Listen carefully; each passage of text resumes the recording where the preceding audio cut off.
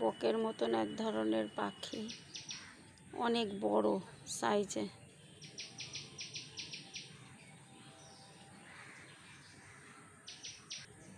এটা একটা বাচ্চা। এরা এখনো ভালো করে উঠতে পারে না।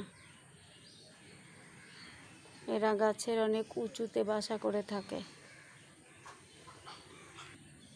ওই যে ওইখানে চলে গেছে, নিচে নেমে গেছে আরো। এখনো ভালো ওড়া শেখেনি। ওইখানটায় গিয়ে বসে রয়ে চেষ্টা করছে ওড়ার।